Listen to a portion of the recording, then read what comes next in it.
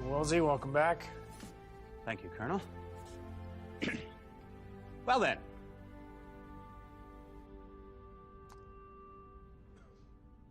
I think I'll start by going over copies of all your latest reports.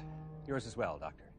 Well, right now? I've been out of touch on the dead list for 3 weeks. I'd like to be brought up to speed as quickly as possible. We can have a full briefing in the morning. Please have the rest of my things sent directly to my quarters. Yes, sir.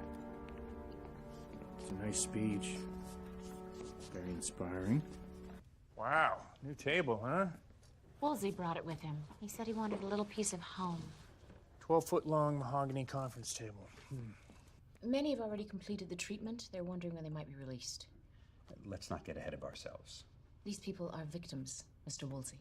Maybe so, but until very recently, they were also enemy combatants. Fine, well then we'll just keep them there forever. You're not sending them back, huh? Well, he is the closest thing to an expert we have. It's not exactly by the book. Don't get used to it. Carson, is it true that Lauren and some of the others are beginning to show symptoms? Hi, I'm afraid so. Oh, God. Why? Have you noticed something yourself?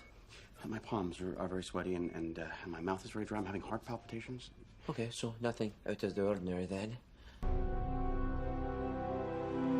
We still don't know how the pathogen causes the physiological changes, but we managed to complete our analysis of the sample extracted. Essentially, it's a biopolymer, similar to a polysaccharide, but with organometallic compounds mixed in. For the uninitiated, please, Doctor. It's like the material an insect or a crustacean uses to form its shell.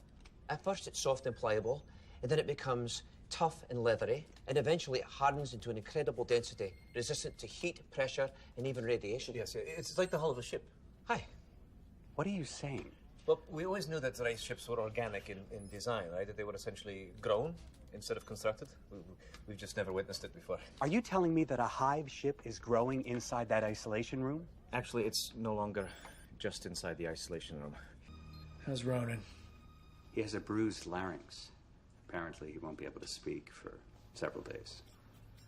Wonder if anyone will notice the difference. Before I came down here, I was on a call with my superiors back on Earth. They were going over my preliminary report. What'd you tell them? The truth. That in my first 3 days as commander, I violated at least half a dozen basic security protocols. That many, huh? I let Beckett run the investigation, in spite of his condition and the fact that he's technically no longer a member of this expedition. I sent Ronan to deliver the antidote, even though he was infected. I compromised the safety of this base to rescue someone who may well have been beyond our help anyway. But she wasn't. And we got her out. And if you had played by the rules, she'd be dead right now. The IOA would seem to agree with you. Apparently, they're willing to let the matter drop. So what's the problem? The rules are there for a reason, Colonel. If I can't trust them, then I'm not sure I can do this job.